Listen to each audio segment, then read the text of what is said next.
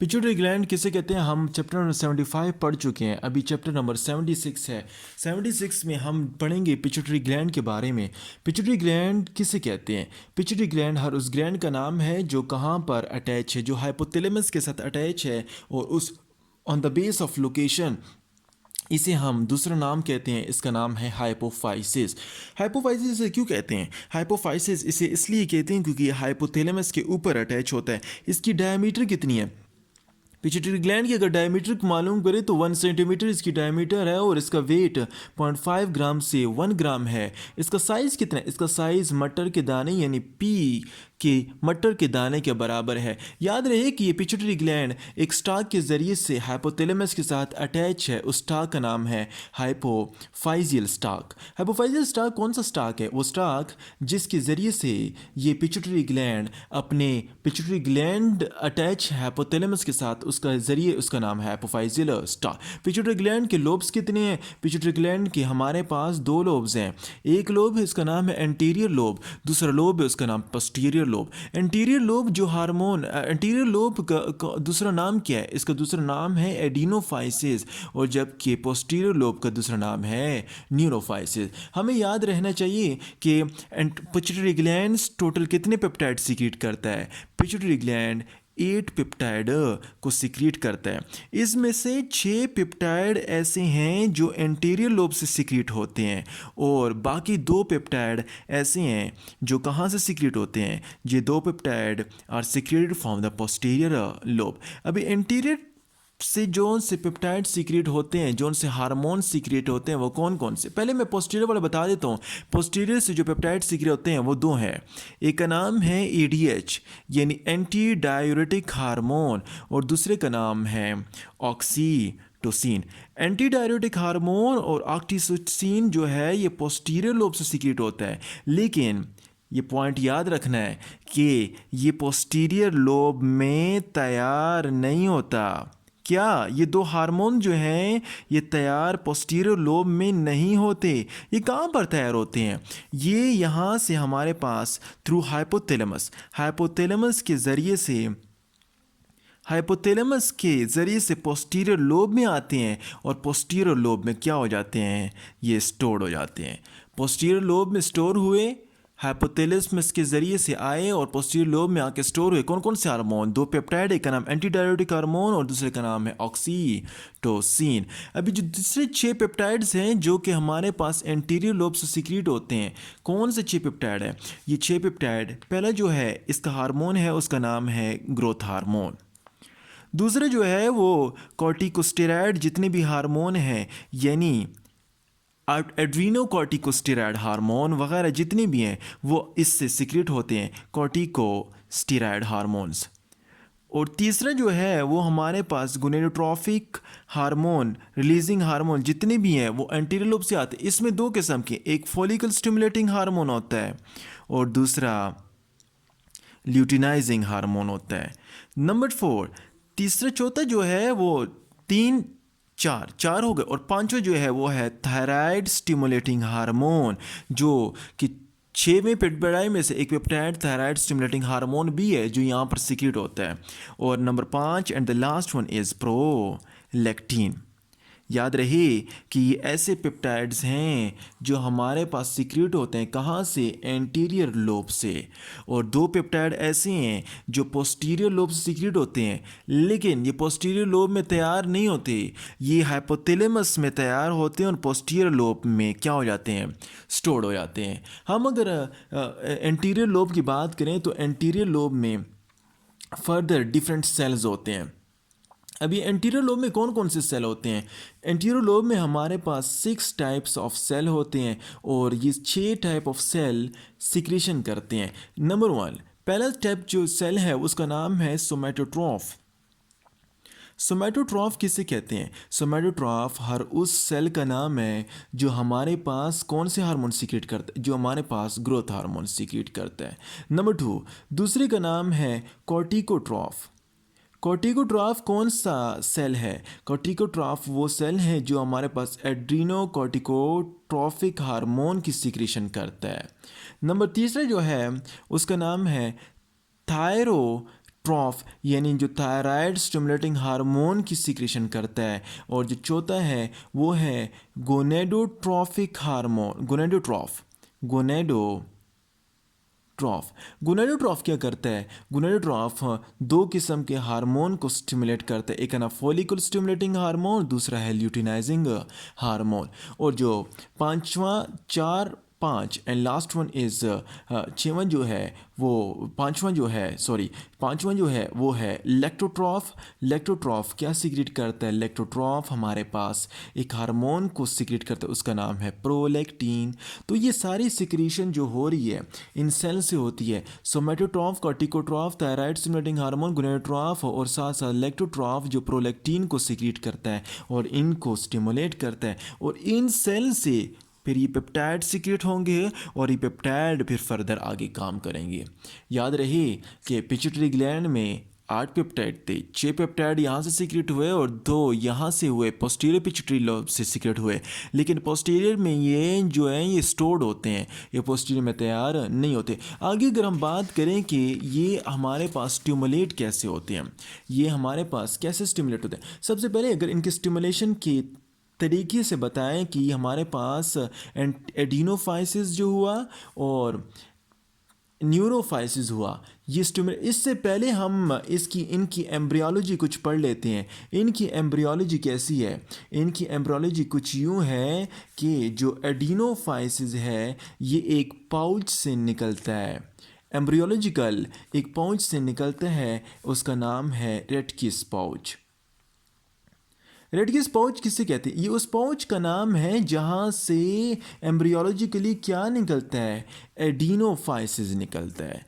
जिस पाउच से एडिनोफाइसिस निकले उसका नाम रेटकिस पाउच है। और जिस पाउच से पाउच नहीं होता यहाँ पर, न्यूरोफाइसिस एम्ब्रियोलॉजिकली हमारे पास इसका ओरिजिन जो है न्यूरोफाइसिस का न्यूरोनल टिश्यू है। न्यूरोफाइसिस का ओरिजिन क्या हुआ? न्यूरोफाइसिस का ओरिजिन न्यूरोनल टिश्यू हुआ। और न्यूरोनल टिश्यू हमारे पास मोस्टली इसी वजह से, न्यूरोनल टिश्यू के ओरिजिन की वजह से इस न्यूरोफाइसिस में मोस्टली कौन से सेल होते हैं? ग्लाइयल सेल्स हो जाते हैं। तो वही बात है कि न्यूरोनल टिश्यू का इसका ओरिजिन है, जिसकी वजह से ये जितने भी हार्मोन हैं, इसके कौन कौन से हार्मोन थे? 2 हार्मोन थे, एक का नाम था एडीएच और दूसरे का नाम था ऑक्सीटोसिन। तो इसी की वजह से एडीएच और ऑक्सीटोसिन न्यूरोनल टिश्यू से क्या होते हैं? तैयार होते हैं और जाके न्यूरोफाइसिस में जाके स्टोर्ड होते हैं। अभी हम इसके स्टिमुलेशन की बात करते हैं और तरीके से बताते हैं कि ये किस तरह तैयार होते हैं और इनकी कौन कौन सी न्यूक्लियाई हैं जहाँ पर ये तैयार होते हैं। स्टिमुलेशन अगर बात करें, हमारे पास जो एंटीरियर पिट्यूटरी ग्लैंड है, एडिनोफाइसिस है, इसकी स्टिमुलेशन हमारे पास वेस्कुलर सिस्टम से होती है। एडिनोफाइसिस की स्टिमुलेशन कैसे होती है? इसकी स्टिमुलेशन वेस्कुलर सिस्टम के जरिए होती है। हमारे पास ब्लड आता है कहाँ से? हाइपोथैलेमस से। हाइपोथैलेमल हाइपोफाइजियल ब्लड वेसल के जरिए से, हाइपोथैलेमस नाम याद रखें, hypothalamus hypophysial blood, hypothalamus hypophysial blood vessel के ज़रिए से, कहाँ से? ये हाइपोथैलेमस है। इस हाइपोथैलेमस से हमारे पास ब्लड वेसल आती है और ये ब्लड वेसल कहाँ को जाती है? ये ब्लड वेसल जाएगी आपके एडिनोफाइसिस को, एंटीरियर पिट्यूटरी को। एंटीरियर पिट्यूटरी को ये आएगी कौन सी blood vessel? Hypothalamus hypophysis blood vessel. कहाँ से आ रही है? ये हमारे पास हाइपोथैलेमस से आ रही है। अभी ये हाइपोथैलेमस से जो ब्लड वेसल आ रही है, ये सारी ब्लड यहाँ से एंटीरियर पिट्यूटरी को लाएगी। लेकिन इस ब्लड में क्या होता है? इस ब्लड में 2 किस्म के फैक्टर होते हैं, या तो एक्टिवेटिंग फैक्टर होते हैं और या तो इनहिबिटिंग फैक्टर होते हैं। तो एंटीरियर पिट्यूटरी हमारे पास किस तरह रेगुलेट हो रहा है? एंटीरियर पिट्यूटरी हमारे पास ब्लड वेसल के ज़रिए से रेगुलेट हो रहा है। हाइपोथैलेमस हाइपोफाइजियल ब्लड वेसल और एंटीरियर पिट्यूटरी में आ रहा है। तो वो ब्लड जो यहाँ पर आते हैं और यहाँ पर स्मॉल फिर लार्जेस्ट क्या बन जाते हैं? इनके साइनसेस बनते हैं। और ये साइनसेस के अंदर ये जो एक्टिवेटिंग और इनहिबिटिंग फैक्टर हैं, ये इसे स्टिमुलेट करेंगे और इस स्टिमुलेट करने के बाद ये जो 6 हार्मोन थे वो या तो उनको स्टिमुलेट करेंगे या उनको इनहिबिट करेंगे। तो हमारे पास एंटीरियर पिट्यूटरी ग्लैंड जो है ये किस तरह ब्लड वेसल के जरिए आ रहा है, किस तरह स्टिमुलेट हो, ये हमारे पास हाइपोथैलेमस हाइपोफाइज ब्लड वेसल के जरिए यहाँ पर इसके फैक्टर्स आ रहे हैं। कुछ एक्टिवेटिंग फैक्टर हैं, कुछ इनहिबिटिंग फैक्टर हैं, और वो अपने 6 हार्मोन को या तो स्टिमुलेट कर रहे हैं या इनहिबिट कर रहे हैं। यूँ ही जो ही एंटीरियर पिट्यूटरी में आता है और साइनस में ब्लड इंटर हो जाता है, वो अपने हार्मोन के पास जाता है और उसे या तो स्टिमुलेट करता है या तो उसे इनहिबिट करता है। और जो जबकि पोस्टीरियर लोब है उसमें ऐसा तरीका नहीं होता। पोस्टीरियर लोब में ये हमारे पास हाइपोथैलेमस है, पोस्टीरियर लोब में डायरेक्ट इनर्वेशन होती है। पोस्टीरियर लोब में डायरेक्ट हमारे पास क्या होता है, पोस्टीरियर लोब में हमारे पास डायरेक्ट नर्व्स आते हैं। पोस्टीरियर लोब, ये हमारे पास पोस्टीरियर लोब है, इसमें डायरेक्ट नर्व हाइपोथैलेमस से आते हैं और इसे जाके स्टिमुलेट करते हैं कि अभी एडीएच सीक्रेट करो या अभी ऑक्सीटोसिन सीक्रेट करो। पोस्टीरियर लोब से डायरेक्ट स्टिमुलेशन हुआ और जबकि इससे ब्लड वेसल के जरिए स्टिमुलेट हुआ, तो इसलिए anterior pituitary is highly vascular. अगर आपसे किसी ने पूछा कौन सा ज़्यादा वेस्कुलर है तो आपने क्या जवाब देना है, एंटीरियर पिट्यूटरी ज़्यादा वेस्कुलर है। लेकिन एंटीरियर पिट्यूटरी और पोस्टीरियर पिट्यूटरी लोब के दरमियान एक ए वेस्कुलर रीजन है, उसका नाम है पार्स इंटरमीडिया। पार्स इंटरमीडिया किसे कहते हैं? पार्स इंटरमीडिया एक ऐसा रीजन है जो avascular region, pars intermedia is a avascular region. Avascular region का क्या मतलब है? ए मीन्स, ए का लफ्ज़ जहाँ पर भी आ जाए इसका मतलब है नॉट, जिसमें वेसल्स ना हो, जिसमें ब्लड सप्लाई ना हो, जो ब्लड जहाँ पर ना हो, तो ये एक वेस्कुलर रीजन का नाम पार्स इंटरमीडिया है। और ये पार्स इंटरमीडिया ए वेस्कुलर रीजन जो है ये याद रहे कि एनिमल में मोर डोमिनेंट होता है। It is more dominant in animal, ये बहुत फंक्शनल होता है animal as compare to mammals. Mammals के मुनासबत मैमल्स नहीं, ह्यूमन के निस्बत से, ह्यूमन के कंपेरिजन से हमारे पास एनिमल में ज़्यादा क्या होता है, फंक्शनल होता है पार्स इंटरमीडिया। तो ये एंटीरियर लोब हुआ, ये पोस्टीरियर लोब हुआ। एंटीरियर लोब से ब्लड वेसल के जरिए एक्टिवेटिंग इनहिबिटिंग फैक्टर आए, और ये जो पोस्टीरियर लोब है इसमें हमारे पास डायरेक्ट इनर्वेशन हुई और वहाँ से एडीएच और ऑक्सीटोसिन को स्टिमुलेट हुआ। अभी क्वेश्चन अराइज होता है कि ये जो हमारे पास पोस्टीरियर लोब वाले हार्मोन्स हैं ये क्या करते हैं, ये कहाँ से आते हैं? पोस्टीरियर लोब वाले जो हार्मोन हैं ये हमारे पास हाइपोथैलेमस से आते हैं। हाइपोथैलेमस से किस तरह आते हैं? हाइपोथैलेमस में एक न्यूक्लियाई है, उसका नाम है पैरावेंट्रिकुलर न्यूक्लियाई।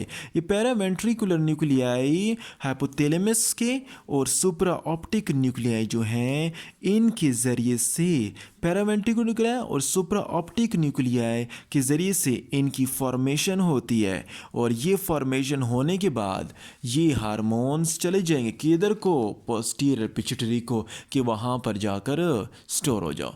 हाइपोथैलेमस में बने, हाइपोथैलेमस से पोस्टीरियर लोब में गए और वहाँ पर स्टोर हो। अभी जनरली हम इनके फंक्शन के बारे में भी पढ़ लेते हैं कि एडीएच का क्या फंक्शन है और एडीएच का क्या रोल है।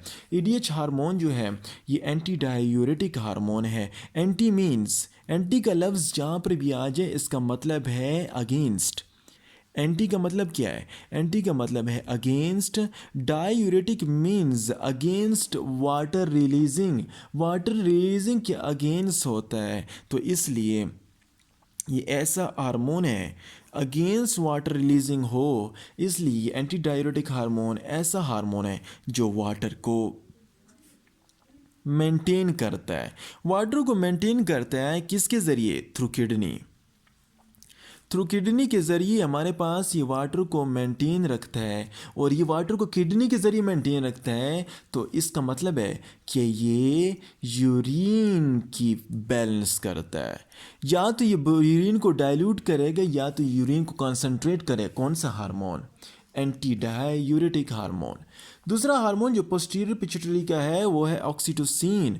ऑक्सीटोसिन का क्या काम है? ऑक्सीटोसिन को याद रहे कि ऑक्सीटोसिन को हम बर्थ हार्मोन भी कहते हैं। It is also called birth hormone. इसका काम क्या है? इसका काम ये है कि ऑक्सीटोसिन पहले हमारे पास मेमरी ग्लैंड से क्या करता है? मेमरी ग्लैंड से मिल्क की इजेक्शन करता है टूअर्ड निपल। एक काम इसका ये हुआ, मिल्क की इजेक्शन मेमरी ग्लैंड से किसकी तरफ लाया? निपल की तरफ। और दूसरा हमारे पास ये यूटेरस कंट्रैक्शन करता है। यूटेरस कंट्रैक्शन कौन सा हार्मोन करता है? यूटेरस कंट्रैक्शन हमारे पास ऑक्सीटोसिन करता है। और यूटेरस कंट्रैक्शन हमने वाल्स पढ़ी थी, एक एंडोमेट्रियम है, एक मायोमेट्रियम, पेरीमेट्रियम, जो एक्सटर्नल मेट्रियम है। तो इस तरह मायोमेट्रियम पे जाके ये उसे स्टिमुलेट करेगा और सर्विक्स की स्टिमुलस होने के साथ साथ इसकी कंट्रैक्शन करेगा ताकि डिलीवरी नॉर्मल हो। तो ये ऑक्सीटोसिन एक बर्थ हार्मोन के तौर पर काम करता है। और दूसरा ये मिल्क प्रोडक्शन मेमरी ग्लैंड से निपल की तरफ मिल्क प्रोडक्शन या ejaculation reflex, milk ejection reflex इसका काम है। किसका काम है? ऑक्सीटोसिन का काम है। अच्छा, जो इंटीरियर पिट्यूटरी ग्लैंड की जो हार्मोन है उसमें जो पहला हार्मोन है उसका नाम है ग्रोथ हार्मोन। अच्छा, अब ये ग्रोथ हार्मोन कौन सा हार्मोन है? नाम से जाहिर है वो हार्मोन जो हमारी बॉडी में ग्रोथ करता है, जो हमारी बॉडी में या तो साइज़ को इंक्रीज़ करता है या तो डायमीटर को इंक्रीज़ करता है, उसका नाम ग्रोथ हार्मोन है। ग्रोथ हार्मोन को हम क्या कहते हैं? सोमैटोट्रॉफ कहते हैं। सोमैटोट्रॉफ वो फैक्टर है, ये नाम याद रखें। सोमैटोट्रॉफ कौन सा फैक्टर है? Growth hormone stimulating factor. Growth hormone stimulating factor को हम क्या कहते हैं? सोमैटोस्ट्रॉफ। जबकि ग्रोथ हार्मोन इनहिबिटरी फैक्टर को हम क्या कहते हैं? सोमैटोस्टिन। सोमैटोस्टिन किसे कहते हैं? सोमैटोस्टिन अगर आपका नाम लफ्ज़ आ गया तो ये हमारे पास इनहिबिटरी फैक्टर है जो हमारे ग्रोथ हार्मोन को इनहिबिट करता है, जबकि सोमैटोट्रॉफ जो है वो ग्रोथ हार्मोन को स्टिमुलेट करता है। ग्रोथ हार्मोन का क्या काम है? ग्रोथ हार्मोन का काम ये है कि हमारे पास नंबर एक, ये क्या करेगा? प्रोटीन की डिपोजिशन करेगा, प्रोटीन को डिपॉजिट करेगा आपकी बॉडी में। आपकी बॉडी में जब प्रोटीन की डिपोजिशन होगी तो फिर ग्रोथ होगी ना। नंबर टू, दूसरा ये क्या करता है? ये सेल को मल्टीप्लिकेशन करता है, सेल को मल्टीप्लाई करेगा। अगर आपकी बॉडी में सेल की मल्टीप्लिकेशन हो रही है तो आपकी ग्रोथ इंक्रीज होगी। नंबर थ्री, सेल को डिफरेंशिएट करता है। कौन सा हार्मोन? ग्रोथ हार्मोन एक ऐसा हार्मोन है जो प्रोटीन डिपोजिशन करता है, सेल की मल्टीप्लिकेशन करता है और सेल की डिफरेंशिएशन करता है, जिसकी वजह से हमारी ग्रोथ इंक्रीज होती है। ये तो इसका एक फंक्शन हुआ। नंबर टू, दूसरा इसका फंक्शन ये है कि हमारी बॉडी में ग्लूकोज की कॉन्सेंट्रेशन इंक्रीज करता है। बॉडी में ग्लूकोज कॉन्सेंट्रेशन ये स्टिमुलेट करता है एक हार्मोन को। कौन से हार्मोन को? ग्लूकोज से रिलेटेड कौन सा हार्मोन है? एक हार्मोन है उसका नाम है इंसुलिन। ये हमारे पास इंसुलिन को स्टिमुलेट करता है। इंसुलिन क्या करता है? ग्लूकोज को इंक्रीज करता है। जो इसने ग्लूकोज को इंक्रीज किया, कंसंट्रेशन इंक्रीज हुई, हमारी बॉडी में ग्लूकोज की कंसंट्रेशन हुई, तो ज़्यादा ग्लूकोज होने की वजह से हमारे पास कौन से सिम्टम्स आते हैं? डायबिटीज़ की तरह सिम्टम आते हैं। इसलिए हम growth hormone is also called diabetogenic hormone. Diabetogenic hormone कौन सा हार्मोन है? ग्रोथ हार्मोन हमारे पास डायबेटोजेनिक हार्मोन। क्यों डायबेटोजेनिक हार्मोन है? क्योंकि हमारे पास ग्लूकोज की ब्लड में कंसंट्रेशन इंक्रीज करता है। कौन सा हार्मोन? Growth hormone. तीसरा इसका फंक्शन क्या है? अगर तीसरे फंक्शन की अगर हम बात करें ग्रोथ हार्मोन की, तो इसका तीसरा फंक्शन ये है कि ये फैटी एसिड की सिंथेसिस इंक्रीज करता है। फैटी एसिड की सिंथेसिस किस तरह इंक्रीज करता है? फैटी एसिड की सिंथेसिस ये इंक्रीज करता है प्रोटीन की सिंथेसिस, प्रोटीन की डिपोजिशन इंक्रीज करता है। यहाँ पर फैटी एसिड को एनर्जी के लिए ज़्यादा प्रोड्यूस करता है। जितनी ज़्यादा फैटी एसिड सिंथेसिस होगी उतना ही ज़्यादा एसिटिक एसिड होगा। जितना ज़्यादा एसिटोएसिटिक एसिड होगा उतना ही हमारे पास कीटोसिस ज़्यादा होगा। बता चुका हूँ कीटोन बॉडीज़ के बारे में कि acetoacetic acid, acetone beta hydroxy butyrate, ये कीटोन बॉडीज़ थी, फैटी एसिड से बनते हैं, एसिटाइल कोई से बनते हैं। इसी तरह एसिटोएसिटिक एसिड ज़्यादा है तो कीटोसिस हुआ, कीटोन बॉडी ज़्यादा है। कीटोन बॉडी आपकी ज़्यादा है तो ये कीटोन बॉडी कहाँ पर डिपॉजिट हो जाएंगी? It will get deposit inside the liver. तो हमारे पास लीवर क्या होगा? फैटी लीवर होगा। आपका लीवर क्या होगा? आपका लीवर फैटी होगा। क्यों होगा फैटी? इसलिए क्योंकि एसिटिक एसिड वहाँ पर डिकम्पोज हो रही है। नंबर फोर जो पहले मैंने बताया है कि प्रोटीन डिपोजिशन करता है। नंबर 4 जो है इट डिक्रीज, ये क्या करता है? डिक्रीज करता है क्या? Catabolism of, it decrease the catabolism of protein. Protein की कैटाबॉलिज्म को ये क्या करता है? कम करता है। तो इसलिए ग्रोथ हार्मोन